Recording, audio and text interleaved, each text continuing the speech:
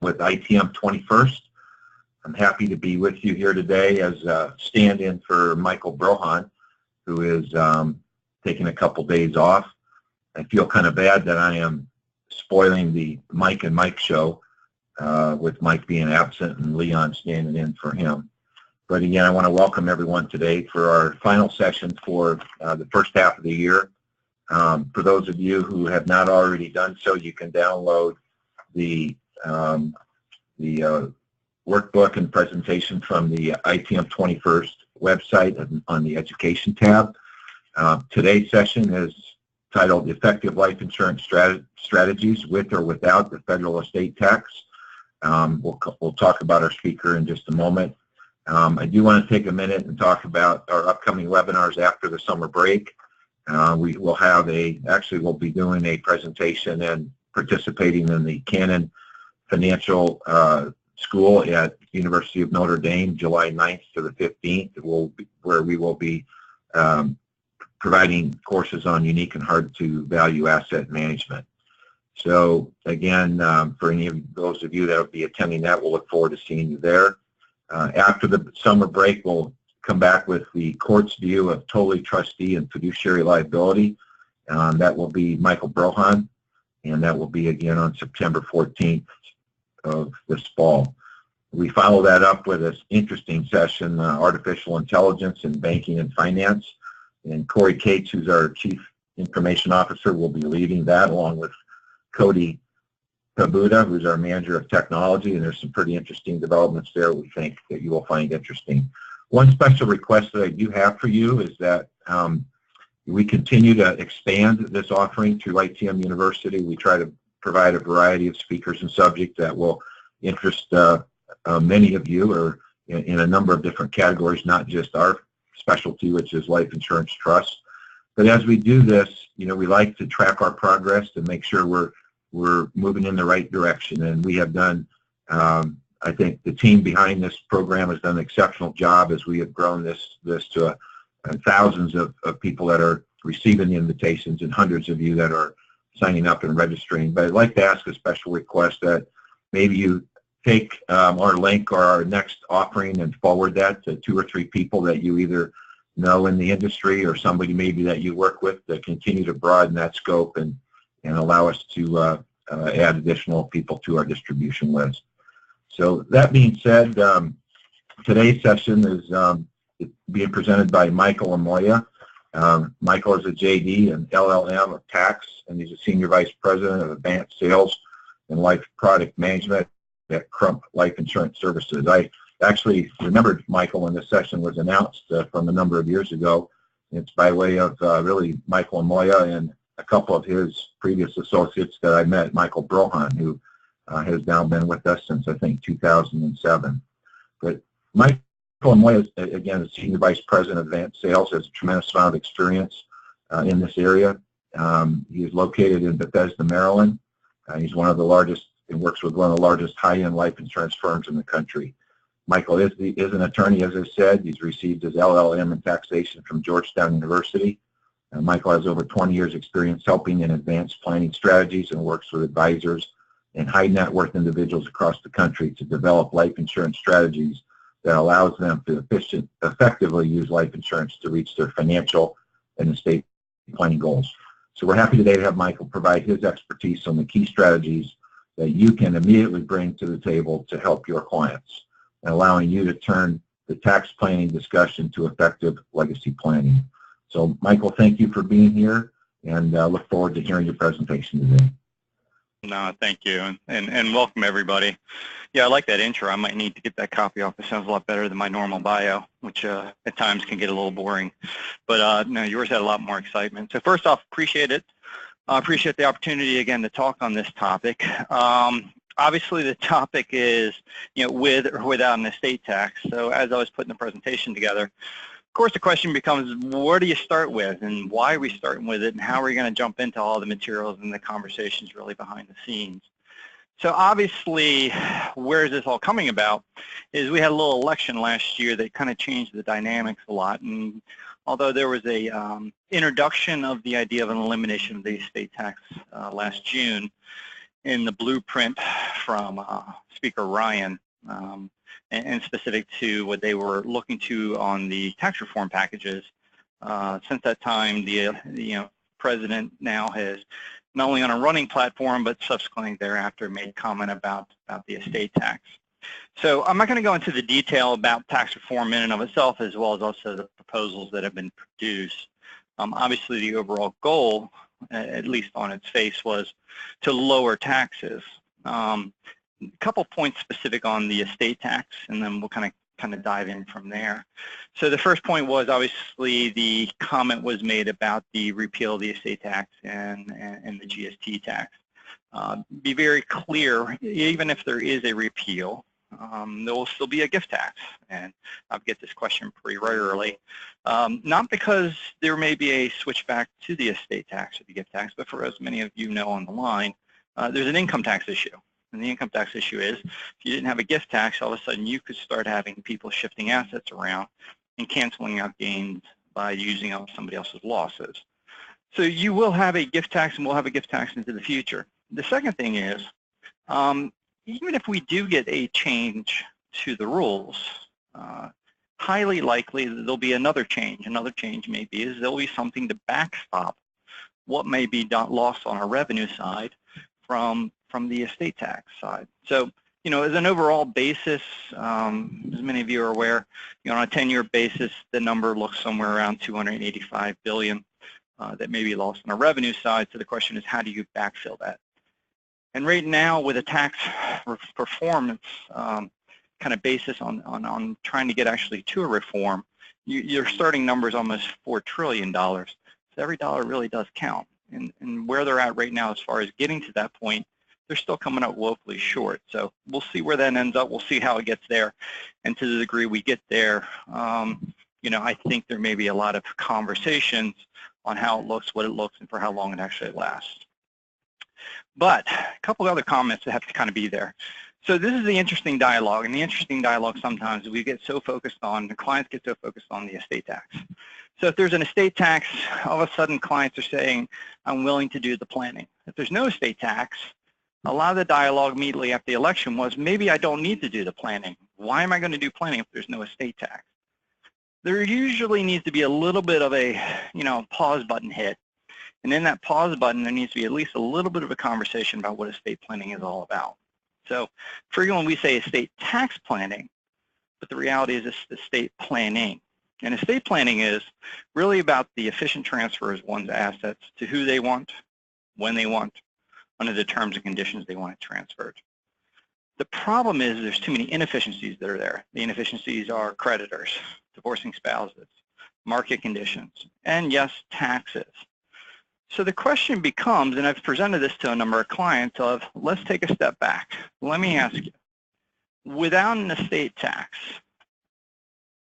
let me ask you, will your spouse or your kids spend money any differently? And of course the answer is usually not. Will it solve any of the divorcing issues about bad marriages that may come about in the future for your kids or grandkids? How about bad business deals? How about the charities? They have any needs that change? Stock market always goes up. Of course, the special needs issue that comes about. And there's going to be some point whether the states have a need for additional revenues or they charge it either as an estate tax or a non-estate tax, that there will be some form of a backfill. For those in California, you probably heard that there was an immediate proposal that said if there's an elimination of the federal estate tax, California wanted to create a 40% state estate tax. So the idea there is that there will be some kind of push for revenue kind of generation, and in the degree that some people may be able to see that they're saving money on one side, there might be a loss on other sides. So that's point one. Point two is, if there is an elimination of the estate tax, what's the backfill? And the backfill is, as we saw in 2010, was, okay, there was no estate tax, but then we also had an elimination of the step-up in basis rule. Now, I call step-up basis rule, obviously the specific rule is the step 2 basis. So, obviously 2008, 2009, there was a decrease for certain basis numbers. But the reality here is that if we get a carryover basis versus a step-up, you're going to have a completely different set of math. I put in this cartoon because I thought it was kind of appropriate. it was kind of a, with voting and with all this politics and with everything else going on, it was kind of a comparison of the two candidates. And the one candidate says, hey, I'll chop off your leg, and the other candidate says, I'm going to chop off your foot. And the one person walking on the side says, I'm tilting towards McBlain, who says he's only going to cut off the foot. See, it's kind of the conversation, lesser of two evils, and that's all going to depend on the individual, depends on the assets, and candidly, it depends on what they're ultimately going to try to do with the assets into the future. Let me give you a little bit more specific on the math, the comparison, because this is an important factor in a lot of this dialogue for clients. See, the comparison is the income tax calculation is different than the estate tax calculation. This is an actual client, and I just pulled the math off of it and the big numbers, but sometimes big numbers help illustrate the point a little bit better than smaller ones. He had $416 million of commercial properties. Of course, like a lot of real estate clients, he had a lot of debt on it, 291. So he had an equity of $125 million. So the question becomes, for this real estate client, is he better off under an estate tax regime or no carryover or no step up in basis rule? And the answer obviously is going to be, when you actually do the math, he's much, much, much better off under the estate tax. And this is the why. The debt that's being carried on the estate, on the real estate, obviously gets to be deducted. So from a tax perspective, the taxes are $61 million. If he had to turn around, or his family had to turn around, and they were to sell the entire portfolio, which obviously doesn't have to be done immediately, but there's obviously some income tax issues on the flow through of the income because it's been fully depreciated, the net proceeds after the taxes is a negative number. Or said differently, the tax bill will exceed any equity they actually had because obviously the bank wants to get paid back. So I've gone through this exercise a couple times with a number of clients, and they actually pause and they say, so I'm actually better off with the estate tax? And the answer is yes. It cures a lot of woes, and it can be managed. The management part is you can manage it in the estate or out of the estate. You can also manage the process of how much the bill will be versus the income side. So as we continue to talk about the conversations, who will be impacted? So if there is not an estate tax and there is a carryover in basis, then those are going to be impacted will actually be more surprising than some that may actually think about. So interestingly enough, I was doing another presentation, and in that presentation I pulled some information. There was a interesting working paper that was published back in March of this year. In that paper, they pulled information from the form 8939. Now, for those who know that form, that was a form that was used in the special year we had, that 2010, where there was an election either to make the step up in basis and therefore be subject to the estate tax or have a carryover. And they pulled the information, they pulled the assets that were going to be more specifically impacted because of the built-in gains. And I don't think there's some surprise here, but at the same time, I think from the congressional side, it may be a surprise. So obviously corporate stock is a big part of that. Closely held stock, the family businesses, 72% of that is all built-in gain. Farms, artwork, and obviously to a lesser degree real estate and other assets. So the point here is that as we go through this and we're starting to make choices, and we're making choices between estate taxes and income taxes and the impacts that feel about what needs to go on behind the scenes for the family, that dialogue is going to continue to evolve. But my one comment is the one thing we know for sure is things are going to change. So the day after the election, I had a phone call. And the phone call was from a client. She was a 70-year-old female. We were a day before the election. All the comments were, let's do all the planning, let's rush, let's double all the insurance needs because Senator Clinton's going to be elected. Day after the election, she called and she says, cancel everything. There's not going to be an estate tax. So I said, let's take a step back. Let's put this all in perspective. There may be an estate tax. There may not be an estate tax. There will be some situation where there's going to be a change. So a 70-year-old female, if you look actually on a life expectancy table, has about 16 years to live. So I said to her, I said, the interesting thing here now is we're going to have what's called a political life expectancy calculator that we're going to go forward on. And that political life expectancy calculator kind of goes like this. We take your life expectancy and we divide it by 4. Why 4? Because it's 4 years until the next election. And we take that 4 and we take that 4 and divide that and how many years you're going to have or how much of your life is going to go through often of how many other elections. And during that process, you're going to have choices. And each of those elections, depending on how the outcome is, there may be different choices that are made at the political level what the tax world will be. So even though we've talked about permanency, the interesting dialogue for those who remember is 2012, we had a permanent estate tax rule placed in effect. But for those who know Washington, permanent means roughly 3 to 5 years.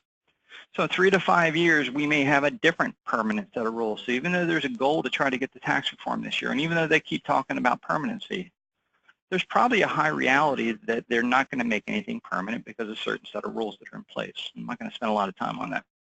It may be 10 years. There may be some other kind of concessions that are made, but the reality here is that whatever we do see, there's always an opportunity that it's going to change again. So where does it leave you on the line for planning with clients that are going to be considering whether there's an estate tax or not an estate tax? And also, specifically, because the topic was, how does the life insurance dialogue fit within that process? So one thing we do know is flexibility is going to be key. We also know that when we break down clients, I think there's really 3 main buckets of clients nowadays. So those clients have started on the far right-hand side who did not do any planning. They have not done any planning so far, and the question becomes, what are we going to do with those clients this year? The candid answer is, and I've had this conversation with a lot of advisors across the country, lawyers, accountants, trust officers, investment folks, insurance.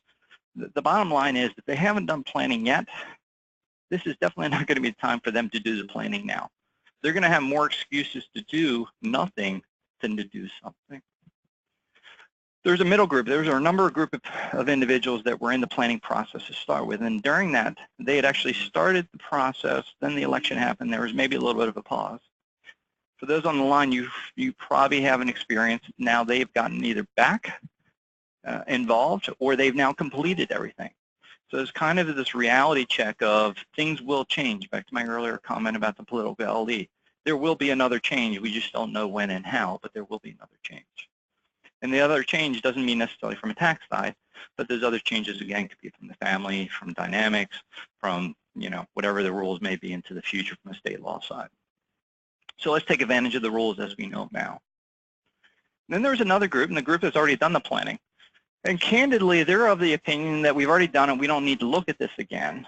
But I will actually say they're probably the ones that need to be most paid attention to. Because candidly, they've gotten too comfortable, and I think things have gone awry in some of their plans, whether it be they weren't paying attention to the crummy letters, they weren't paying attention to certain other options that may be available from a management of the trust assets. There may be from an overall change in the dynamics of the family, and now under changes under state law. As you know, there's a plethora of different ways we can now create either modifications or changes within the trust that may benefit the future goals of the family. But just sitting on the sidelines and where we are right now may not be the best situation. But in each of these boxes, depending on where they're at, I think life insurance will definitely fit in those conversations. Either those trusts back in the first group, they haven't started anything. Maybe they own a business. I'll get more into that in the situation. That business need, that hasn't changed from a need of having cash upon the passing of one of the owners. Those that are in the middle of the process, they may be doing a sale to a grantor trust or a GRAT. The question is, that's a freeze technique. How do you leverage up that transaction now? How do you create the maximum wealth transfer that's now within a vault for the benefit of the family on a go-forward basis? And obviously, those who've already done the planning, obviously ITM can very much help you with this part of it, is the policy review. Maybe they already bought life insurance and they just stuck in the drawer and nobody's been paying attention to it. For those trustees on the line, you get the bill, you pay the bill, you move on. The biggest surprise I continue to deal with is those who bought guaranteed universal life and felt, okay, if I pay the premium, there's no problem. I'm getting a plethora of questions that keep coming back to me on twofold. One, the guaranteed policies are not actually going to perform the way they expected because either the premium payments were either made too early or there were some software issues and some calculations being made that we're starting to uncover with a couple of carriers. So either way, just the idea of the word guarantee and don't worry about it is probably a false sense of security that if they have that kind of contract, they still need to pay attention to it. And of course, there's a whole other number of contracts that were interest-sensitive type of contracts that are going to be impacted. Old split dollars. I can't tell you how often I'm looking at old split dollars and trying to fix them. And then the other wave that we've actually seen is actually ensuring Generation 2. Generation 1 set up the trust. It's a dynastic trust. It benefits multiple generations. Interestingly enough, if you do the math is generally there's cash that's going to be running very short by the third or fourth generation. Why? Because they keep getting more and more finite, and there's more and more people in line with their hands out, and less cash because the same amount of assets. Even though they're growing, there's still more people there. So the reality here is if we ensure each generation, maybe there's an opportunity to replenish the trust along the way. So what are we seeing? How are we doing? And what's there? So kind of first point is my disclosure is going to be, I'm going to make certain comments. My comments are more of ways that I have conversations with clients. They may not be technically correct. So for the lawyers on the line who may jump out of their skin when I make certain comments, please pause. I do have footnotes in some of the slides. The reason I'm making certain comments is that I've worked with clients for a number of years. And sometimes we have an experience and an ability to use very long, expensive words, and the client's perception of what is happening, what will happen, kind of gets skewed. Or said differently, sometimes they are frozen by inaction because they don't quite understand the activity. So in this, and again, with the disclosure side, I'm going to use certain kind of comments and terminologies that I may use with clients, and I will try to give you a footnote as I go through this. So in that, to start right off the bat, leveraging low AFRs with non-business assets. My comment here is everybody thinks about them immediately from the estate tax side, but what about the asset protection side? I think there's an ability to manage assets by using up certain things that we have available to us that we may have managed on the estate side. And why it's not in the estate is because it's not subject to claims of creditors. So keep that in mind as you have this dialogue with clients that are 35 as well as 75. The other comment I make is the term AFR. So everybody on the line knows it's AFR, applicable federal rate. But for those who have ever been in a client meeting with me, I don't call it applicable federal rate. I call it the family rate, applicable family rate. See, it's the rate the government says that we can use to lend assets, and it's the cost of lending those assets to our family, which gives us an opportunity to really start shifting assets back and forth. And I use AFR as applicable family rate because they understand that dynamic of what it means and how it means there. So obviously this is a graph. This is a graph of the AFRs that have continued to decrease. And I just posted the July numbers for those who don't have access to them currently. But I also have some historical numbers, and I did that just to kind of show the wave here that obviously short-term and mid-term numbers kind of obviously are changing a switch here, and the long-term is continuing to come down. So the short, where in 2014 was 25 bips, is now almost 100 points more, obviously a little bit less than that. Your long-term is almost just the opposite side, with your midterm being somewhere along the lines. I highlight this because I think there's still a continued opportunity for people to use longer-term notes, longer-term lending options, longer-term kind of structures, obviously provided the client's age is permitted. Two sub-comments. Obviously, I try not to use a loan or a note or any other arrangement in that facet that goes beyond the life expectancy of the individual. And obviously, we don't want to exceed 20 years. Obviously, everybody's going to have their own opinion on that, but as a general rule, that kind of gets you where you need to go. So 20 years or life expectancy, whatever is left. But if I can move money, and I can move money, and the rental cost for doing so is only 2.6%, that's a pretty good leverage opportunity for a lot of the clients. So what does this mean? Think about this. Think about this. I was with a family about 2 weeks ago, and that conversation was they'd never done any planning. And part of the reasoning is because every dialogue and every conversation they ever had with the trust lawyers and the accountants were, we're going to set up a bunch of trusts. Dad, you're going to lose control of your shares because we're going to create these divisions in the interest, and you're going to sell them off to a trust. So there's a couple different things here. Think about the word sale to somebody who owns an asset. Sale is much more permanent. Now, we may know in our world it's a sale to a grantor trust, and there's a payment back of whatever the note obligation, and it could be obviously in kind with the asset. The client's minds don't hear that. They hear the word sale. Think about the contrast. I said to the clients, I said, listen, I understand what they were trying to say, but rethink about this. What if we took your assets, we lent them to trust, but in fact, we actually don't lend them just to a trust, we actually lend them to your family bank. See, the bank idea is that they have now control of who's managing the wealth for, and anybody online, who does banks manage money for? The clients, the individuals, and this set of facts, the beneficiaries downstream. As soon as the word lent came into mind, the client says, oh, so I can get it back. And I said, yeah, that's exactly, we're just lending it.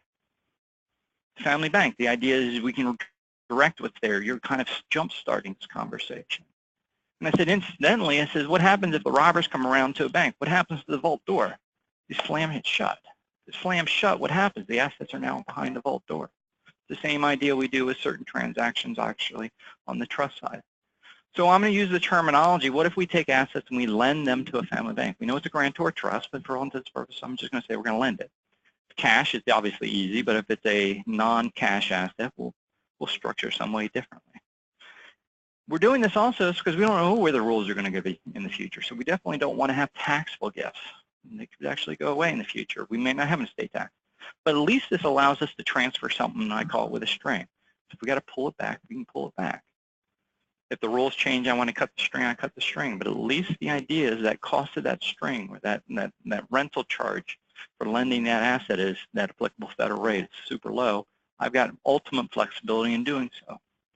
Now, once the family bank owns the assets, you can do a lot of different things. But this is the footnote. The footnote is the assets that are in that family bank when the client dies under current law does not get a step up in basis. So although we're shuffling assets around, I'm going to come back to this even in more detail, is that we're kind of trading off one set of benefits, as I mentioned earlier on the estate tax side, for the income tax side. And there has to be some analysis and some comparison that is put together there. So although that we may be able to lend assets and reinvest those assets within the family bank, the question now becomes, what are we investing it in? Is it just marketable securities? Definitely an option. Private equity, not a problem. Real property, or the last option is life insurance. Now, it's interesting. I've worked with a lot of clients over a lot of years, and nobody likes the idea of something called life insurance. See, life insurance denotes this bad thing. So there's two comments I'll make. I said the first part of it is if it's called life insurance and a client owns life insurance, this is a good thing. The good thing is it means they're still alive. Because the second they've passed on, it's cash. It's cash with an immediate step up in basis. I was working with one client, and he just says, I just don't get it. I don't get life insurance. I just need a hedge fund manager. I said, well, think about it this way. I said, you build bond portfolios all the time. What if we build you a mortality bond that timed it to the day and maturity of your death? Now you've got cash, no different than your bond portfolio maturing at that time. Up to that point, now you've managed an asset that's going to be more tax favored. Because I get that part. I don't like the word life insurance. I said, well, most people don't. But if we introduce the idea that now within this family bank we've got different investment options, then those different investment options now become choices, and those choices are managing those assets on a go-forward basis. So let's give a comparison. I've got some math on the screen, and some of the math kind of sometimes helps illustrate this point. So let's take, for example, client has $10 million, and I'm going to keep it simple. Let's use $10 million in cash. I don't have to worry about the conversations of discounts and 2704. Just as a footnote, keep in mind those rules may be dormant at the moment, but they're not gone. So just keep that in mind as you continue to have dialogue with the clients. So I just have $10 million in cash, and this idea of the family bank is a very interesting kind of topic for the client. So no differently than any other entity you're starting is that you put some cash in, i.e. some seed money, maybe 10%. And you're going to lend the balance of it, and you're going to take a note back. In this case, let's just assume it's a 9-year note. Just keep things simple. Now the trustee takes this cash, and they got a couple different choices. And I'm going to give you the first choice is not necessarily you just go out and take $10 million and buy as much life insurance as possible.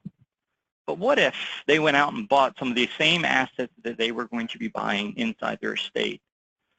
I worked on a transaction not too long ago where a client actually sold his business. He took all the cash.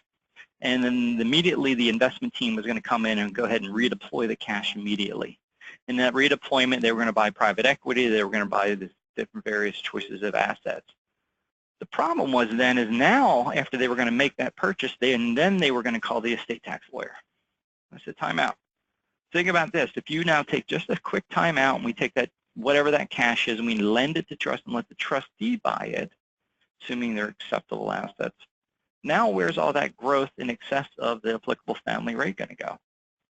To the family, not to Uncle Sam. It just takes 1 second at a time. So in this set of facts, maybe it's the same thing. We've got $10 million of cash just came in. The choice is, how do we push this downstream? The $10 million comes in, you see as a loan. We got seed capital. $10 million is now invested in some asset. In fact, this actually was a set of numbers. I've changed the math slightly, but the assumptions were given by the investment teams. In that, one of the assumptions is that there was 4% being kicked off on income. I'm not saying all assets do that. I'm just saying in this set of facts. So what can you do? You take the income and you reinvest the income. You reinvest it in taxable assets or non-taxable assets. In this set of facts, we said, okay, we've got $400,000 coming in. I know I owe the client back $200,000 each year because that applicable family rate says I've got to do so. I've got to pay it. So what does that leave me? It leaves me an extra $200,000. Well, if I got $200,000, what if I redeploy that into a life insurance contract? That redeployment now gives me $13.7 million of death benefit, cash. Client dies in the first year, the combination there yields $15 million into the trust. Go out to age 73, it yields $19.2 million. $13 million still in death benefit, $13.7 million in death benefit. The difference is that 13.7 is all tax-free, assuming it's done properly, from an income tax side, GST side, as well as an estate tax side. The net effect of here is it's just choices. It's choices. The choices are, do I redeploy the money and do I continue to put them in other assets that don't get a step-up in basis versus an asset that does and has more kind of surety at the end of the day that it's going to be there. So in this set of facts, we ended up very similar with the money is now set aside with a much better position for the future benefits note. So let's take this one step further. What if the client was sitting with a whole bunch of concentrated stock? I give an example here, and this came from a real set of facts. It was a 75-year-old female. She was single. She was really good at investing. And she smirked. She said, I said, what do you mean by that? She says, I've married the right men who had the right stock. And every time we become unmarried, my investment portfolio goes up. So all joking aside, and she was joking, but it was also pure laughter because obviously there was a carryover basis issue, and the concentrated stock had two sub-issues. It was concentrated on what she had, and the last issue was if she wanted to diversify, there was a cost. The cost was the tax issue. Her other comment was she was 75, and she says, I'm going to live a very, very, very long time because I've got a lot of people I still have to upset, and I've only gotten through part of my list. So any analysis that we look at, it's got to look at something long-term. Can't be just for a couple of years. This is because I'm going to definitely be around. In fact, there might even be another marriage or two. So this is just keep that in mind. So obviously there were kids, grandkids, and she was all about the planning process of it, but she was also concerned about somewhat of the sub-issues. The sub-issues were what happens to that stock? They could go down. What does that mean for the value? Does that mean she has to accelerate her future investment plans, i.e. next spouse? Or does that mean now she has to just start looking at some alternatives? So obviously the investment team had put together a couple options. We could obviously sell the position, and in that selling, obviously we'll trigger cap gains and net investment income taxes under the current rules. Didn't like that option. We could buy variable prepaid forward contracts. Defer the gain, kind of acts like contract, but you could see here get a little bit more kind of flustered of what does that mean? What's the cost? How's it all come together? Buy put options. We could zero premium collar it. We could buy something called an exchange fund. An exchange fund was interesting because now we get to take assets, we put them into this kind of pool, and in that pool, she could theoretically take her different assets back in 7 years. But as the team started to pull it back, obviously to get to that, you've got to have 20% real estate, and a couple of the pools already had 20% pretty much in technology. Almost all of it was technology. So now all of a sudden you had 40+% allocated to assets that she just had no familiarity with and was uncomfortable with. She didn't know where it was going to go, and that's part of the hesitations of where she was before.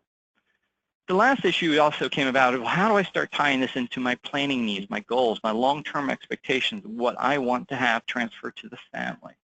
And in that conversation and expectation is, how do we start levering up what we currently have to assets now outside the estate that are now protected at family banks?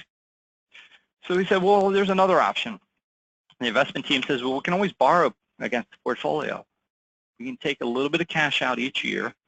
We have very favorable margin rates on doing so. We have very specific rules on that. And what if we take those assets out and we turn around and we then lend them to trust? So what have we created? We have assets in the estate. We now have debt against the estate. We lend those assets now out of the estate and we take a note back, which now means we have a asset back in the estate as a note. So in theory, we have a wash. The one caveat maybe is maybe there's a discount on the note that's coming back to the estate. So there may be a slight tax arbitrage there if we're under the current rules that we're talking about. Kind of as a side note, the 2704 regulations did not deal with the discounting of notes. It dealt with the discounting of other assets. So maybe this was an appeal, but that's not the driver here. It was the idea now I had cash and I can move it out of the estate. Once it's out of the estate, now I can reinvest those assets. What am I going to reinvest it in? Well, the reinvestment choice is no different than we just had in the last dialogue. I can invest it in assets that don't get a step-up basis, or I can invest them in assets that gets a step-up basis. Client passes away, assuming it's many, many, many years from now. What's going to happen? Under current rule, there's a step-up in value of the assets, which means now I have a new basis in the stock. Choices are now, based upon this set of facts, she could theoretically, or the executor could, pay off the margin with the stock. Sale, no gain. Option B, the way we structured it is there was actually a string attached between her and the life insurance contract using split dollar rules. So the payment back to her estate was in the form of cash if she chose it. Why is that important? If there's no estate tax and no step-up in basis, now we have cash now to solve the other obligation. So obviously we don't have the estate tax issue, so now we can push things forward, but now we have cash. We have cash in the estate, kind of manage that process a little bit better. So here's kind of what it looks like on a step-by-step. So obviously a client goes out and they work with whomever they are managing the portfolio and borrowing against that portfolio. They go ahead and seed the trust. In doing so, they also enter into a private loan arrangement, and there's a couple different ways this can be structured. Operative thing here is the trust has got to pay interest back and at some future point some principal back. This is a true loan. This is not something that's just going to be naked. Then obviously the choice there is of the trustee, how am I going to redeploy these assets? And that redeployment became the conversation discussion for actually putting some math behind the scenes. So here's kind of what the math looked like. The math said, okay, doing nothing, stay in a concentrated position with an estate tax, but yet you get a step up in basis, the net to heirs, in 10 years is going to be 29, I'll call it $30 million. Let's go 20 years out. Clients kept saying, I'm going to live for a long time, age 94. So that's $37 million under the current system. So if we just took that margin cash and we redeployed it in the trust, we bought taxable assets. The question now becomes, what wins? So the good news is in the red numbers you're going to see go out 20 years, she's 6.4 million ahead than she would have been if just keeping the assets in the estate. So that's a win. That's a pretty big win there just by shifting some things out, not to mention the diversification of the assets. The second comment was, well, this is an asset. This is a trust that's designed to be for the legacy of my family. This is not for me to be living off of. I got other assets to do so. So what if we use that mortality bond? So immediately the life insurance agent said, okay, well, let's get a quote and we'll just take the income that's being derived and we'll go ahead and we'll reinvest that, redeploy that into a life insurance contract, that mortality bond. The good news is in the early years, years 1 through 10, it looked really, really, really good. But she says she's going to live a very, very long time. So it looks really bad, as most life insurance contracts do, the longer the client lives. Now, it was still advantage. The advantage was 1.9 million ahead versus not doing it. But the alternative of just taking the other investments was 6.4 million. So this is the twist. This is the key. This is the optive part of the design conversation. Too many people just think of life insurance as a stagnant asset. Here's your premium. Here's the amount of death benefit you buy. Most people are not familiar with there is another option as far as associated to the death benefit. It's referred to as option C, or return of premium death benefit option. So think about this. Every time the client pays $1 in premium, the death benefit goes up by $1. So your initial death benefit may be X, and the total death benefit is X plus whatever the dollar is you paid. Why is that important? When you actually solve for the math, the death benefit is actually lower in the earlier years and grows every dollar by every dollar you put in the latter years. If you actually do the math, because she kept saying she's going to live a very long time, is that in years 1 through 10, obviously it still looks significantly better than no insurance. But it didn't look as good as just a level death benefit. But her comment is, I'm living a long time. Look at year 20, 9.9 million ahead versus what not doing any planning. And obviously 3 million ahead from just doing the no insurance aspect. The other part is that was math that was created by an insurance company. It was an insurance company being able to deliver the cash. Cash was an immediate step up.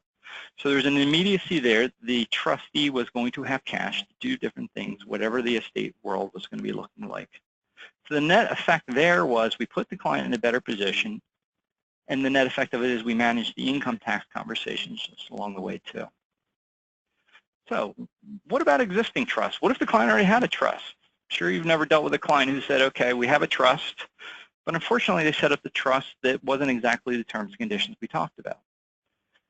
And I mentioned earlier about modifications, and of course there's decanting, but there's other options. There's other options. Sometimes it doesn't get you to that point. Maybe it's because the new plan is different beneficiaries, different structures, different circumstances. Maybe the old structure was everything was going to be distributed to the kids at age 35. We've heard that many times, or age 50, or some combination thereof. So think about this. Same ideas we just talked about.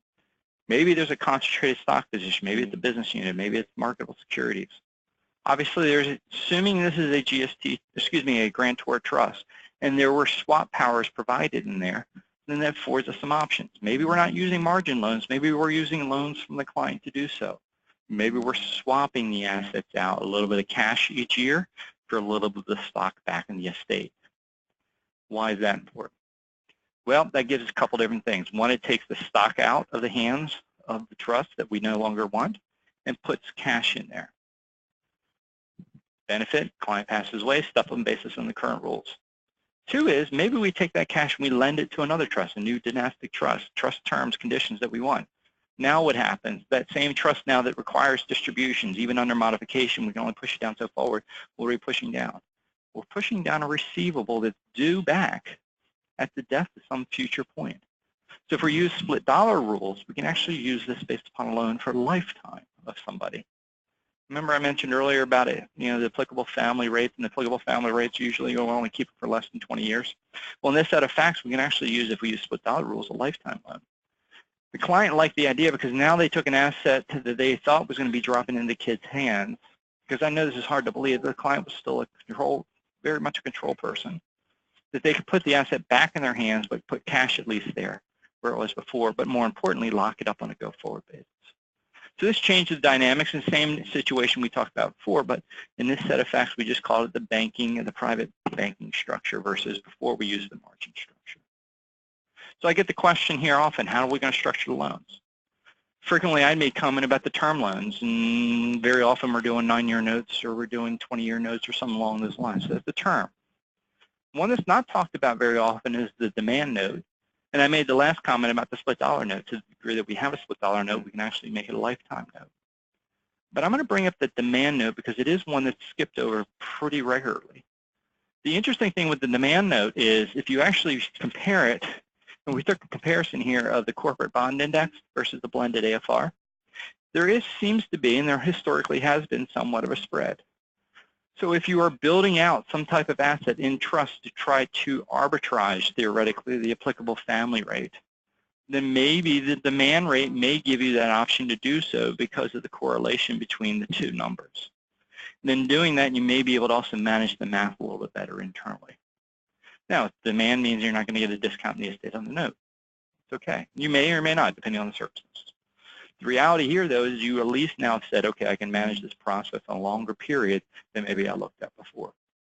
I just bring this up again because most people just immediately go to the term rate and they just overpass it. The last one I mentioned was a split dollar note. I'm not going to get in a lot of detail about it. Obviously, there's a lot of specificity to it, but it is one of the key things. It's the only note that we find in the code of the regulations that goes for a lifetime. The last topic I'm going to talk about is I refer to as the $5 million hangover. And I came about with this because I know it's hard to believe. I had to give a presentation in Las Vegas. And the audience, you know, like a normal audience in Vegas, is half awake, one eye open, one eye closed. So I figured, let me have a conversation about, let's relate to them. So I just called it the $5 million hangover with the idea that in 2012, a lot of clients rushed out. And I think a lot of us on the line rushed out also with those clients to try to get everything done because we thought there was going to be a world we went back to $1 million or 3.5 million, depending on what rule you were looking at, from an estate tax perspective as far as what was not going to be subject to estate tax. So it was that mad rush, and everybody dropped the $5 million in, and they moved on. And then since that time, we did so obviously in Grantor Trust. And since that time, we've realized, well, it's been a number of years now, and every year the clients now get a 1041 or some other, you know, 1099, whatever's coming from the trust to report the taxable income back to the client. And the client now has taxable income that they're dropping on their tax return with an increasing tax rate that we've had over the past couple of years. And that question becomes, why am I paying taxes on assets that I no longer own? So here's an example. I'll work through some of the details. Here's a 52-year-old couple. 2012, they dropped $5 million into a trust. That trust was a Grantor Trust. They dropped $3 million of stock and $2 million of it in bond. I'm not assuming any discounts. We just dropped cash, excuse me, just these assets in there just to keep things simple. So this is the idea, and we've read plenty of articles about the tax burn. The tax burn is the idea is you put a grantor trust, the client pays the taxes on the income, it's a tax-free gift to trust, and therefore I can make myself poor so my kids can be rich. That last part's the part the clients sometimes have that hesitation to. So if we actually do the math is sometimes we also do this when we never tax impact the asset. Tax impact the asset is twofold. One, really, if I've got to keep paying taxes on assets outside, then am I maximizing really the wealth transfer? And the answer may or may not be yes. Part two is, if I have an asset that's in trust that's not going to step up in basis, then what does that mean? What does that mean is that now I have to take that consideration into this whole other dialogue, because the reality here is at some point there's going to be need for cash. So what does it look like from a tax impact side? So we did this, and we've created kind of this modeling software, and the modeling says, okay, here's a client. They were 52 when they dropped the $5 million in, and we go out until age 38, which is, you know, 50% life expectancy, meaning 50% of them are alive, 50% of them are dead on a survivorship basis. And the good news is the client's got about $32 million for benefits for the heirs. They've paid $4.1 million in cumulative income taxes, and they would have had $4.9 million in cap gains embedded in the assets that are in trust. So if you net even, that even if you pay it, the cap gains and liquidate and turn everything into cash, you get to $32 million. You still would have had an extra cost of $4.1 million. So it lowers your IRR down a little bit. So what got us to the Grantor Trust status? Well, Grantor Trust obviously could have been we had swap powers in there. Everybody knows that one. Or we had the power to add a beneficiary. There's some other provisions. It was interesting. I was giving a different presentation. We were talking about Grantor Trust, and I called them the unintentional defective Grantor Trust. And I used the word, as you probably noticed, I've never used the word thus far about defective until now. And the reason why I don't is, again, clients, as everybody knows, nobody wants to pay for a defective trust. If it's already broken, what do you mean? The Grantor Trust. Tax rules say it's Grantor Trust, it's Grantor. But I use the word here, defective, because there was something that created the defect that people weren't expecting. So the trust bought life insurance, and the trust had no forbiddance on the ability to pay the premiums out of income to Grantor Trust. I just dealt with a case the other day that was a non-Grantor Trust. They thought it was a non-Grantor Trust, not paying attention to it. Somebody transferred F shares to this trust. If you look at the trust on its face, everything in there said basically it was a non-Grantor Trust. The saving grace was that there was provisions in there with two different provisions. There's general power of appointment, and there was also crummy powers that are in there that triggered 678. 678, if you read the rules, is if there's no other provision in the trust that makes it a grantor trust to the grantor, then you would look to 678 if there's certain powers, and you would tax the beneficiary as the income tax payer.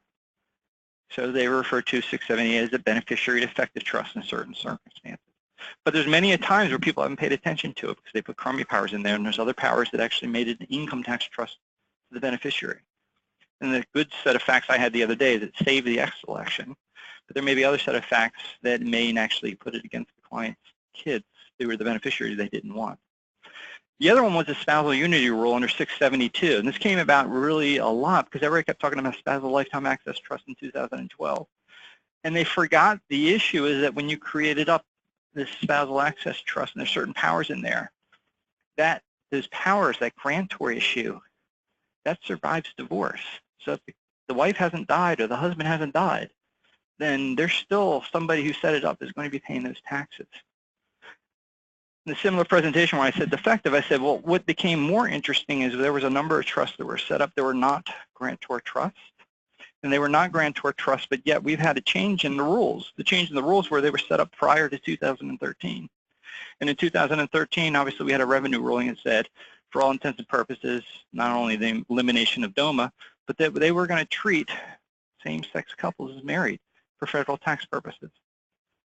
See, now if they created that rule and you go back, now you've created a grantor trust that maybe you weren't accounting for.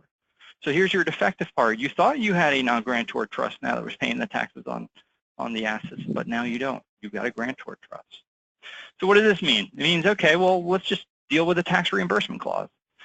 Tax reimbursement clause, assuming that actually, without going into the specifics, is an acceptable option because of the situs of the trust, the tax rules of the trust, and it was set up in a jurisdiction that allowed us to have a tax clause. There's almost $5.5 million of less in assets because now we've been pulling money back out of the trust to pay the taxes.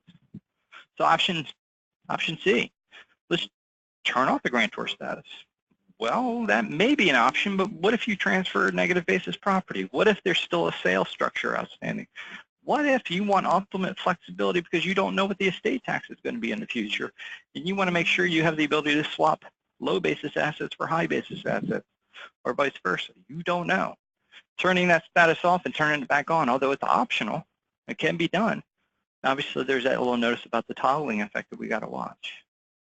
So what's the other option? Option D. Remember that set of facts I gave earlier? That set of facts earlier, they dropped $5 million into the trust. It created a wealth of assets into the future of $32 million. But in doing so, there was two costs. There was a capital gain cost and there was a cumulative income tax cost, $4.1 million in income, $4.9 million. So doing the math there, that's close to $9 million in extra cost associated to get $32 million. That may or may not be attractive to the client. What if we took the same $5 million in that 2012 and we used that to buy a survivorship contract? Survivorship Guaranteed Universal Life that said, okay, $47 million guaranteed, paid up, and I use that with a footnote, obviously, inside trust. Back to your earlier comment. My earlier comment was it's going to have cash at the passing of the second spouse. This trust was designed for wealth transfer on the legacy planning side, not from an estate tax side, but from a wealth transfer side. What's the cap gain? Well, it's zero. What's the cumulative taxes paid? Well, assuming they transferred assets in that had a basis less than fair market value, and there was going to be some cost to pay for that conversion into cash. But I'm using the extreme here. This could be used just as easily in the same analysis from the tax impact side, much like I did before, of just using the income from the assets and redistributing it each year versus it back into other taxable assets into that mortality bond. The point here is a couple things. One is we don't know where the rules are going to be, and wherever they go, they're going to change. We do know that the idea of having assets set aside for family members, regardless of their ability to manage money, is a good thing. Putting it in the hands of somebody who can manage it for them and delivering it to those beneficiaries when they need it or can manage it is a much better prospect than just saying here. The second issue is we don't know what the tax rules are going to be and where they're going to be. So even though the proposals are to lower the rates, I remind people that when Reagan lowered the tax rates to 28%, from what used to be 50% and 70% many years prior to that, that we actually had the largest tax increase in history. Why? Because a lot of deductions went away. A lot of the things that offset the income went away. Don't be surprised when you actually see some of the details that may roll out from whatever tax reform we have. There will be a significant change to the Schedule A deductions. There will be significant changes that will be deductible for a lot of individuals. That tax reduction that they're talking about is a rate reduction, not a tax reduction. And obviously, to the degree assets are sitting in trust, that could be very significant. The last point here is I want to make is for those who do work with business clients, a couple key items. I made the comment earlier, maybe they haven't done any planning. Business owners are pretty infamous for not doing planning. They want to wait until the last second because of the control issue. There is a couple points that I do want to make sure people are paying attention to. Obviously, the idea of funding the buy-sell or succession plan is still a critical conversation, and I can't tell you how many times I've seen, whether it be the operating agreements or whatever buy-sell agreements put in place, that the terms and conditions are not exactly matching what the intent of the parties were. Two is, maybe there were some transfers, some contracts around, and that violated one of the transfer for value rules. One of the benefits I keep talking about is life insurance is tax-free. The problem is there's two sets of rules that are out there. There's actually multiple set of rules, but two I'm going to talk about would change that. Transfer for value being one of them. Transfer for value, if I transfer it to a non-exempt party, now it turns the death benefit into ordinary income. Just for the benefit of the group, the good news is you measure the last transfer. So if you are dealing with somebody who violated the rules and then you transfer it to now exempt party, you measure that. So there is a solution to that problem. The other rule I bring up with businesses all the time, and I continue to be surprised, this is a rule that's been around for 10 years, but yet compliance on this rule is probably still under 20%. And what this is called 101J, or notice consent rules. And if a business owned a policy and bought a policy on one of its employees, including officers or directors, now if they didn't follow a set of rules prior to the issuance of the contract, the death benefit is ordinary income. And in doing so now, you've taken an asset that you thought was tax-free to all of a sudden now making it taxable. Again, the rule's been around from 2006. Often I get the question, well, doesn't the carriers catch this? And the answer is no. Most of the carriers say they didn't want to be bothered with this rule because of the interpretation originally, and as such, they just won't even issue anything. So it's still limited to making sure whomever the advisors are working with a business client that they've been in compliance. If there are any accountants on the line, there is an 8925 form that has to be filed annually.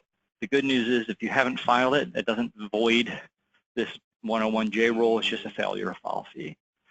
The big critical issue is the notice of consent form that's got to be issued prior.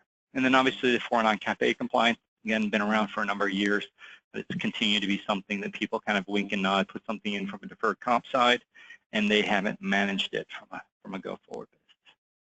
So I dropped a lot on a lot of people within an hour. And I know there's also sometimes a Q&A here, and because I've been rushing through things, I haven't even paid attention to there's just questions or not. But hopefully it gives everybody on the line different ways to think about where insurance is going to fit on a go-forward basis with or without an estate tax. I think a lot of the conversations and concepts I just went through, I've been using with clients and advisors over the past couple of years.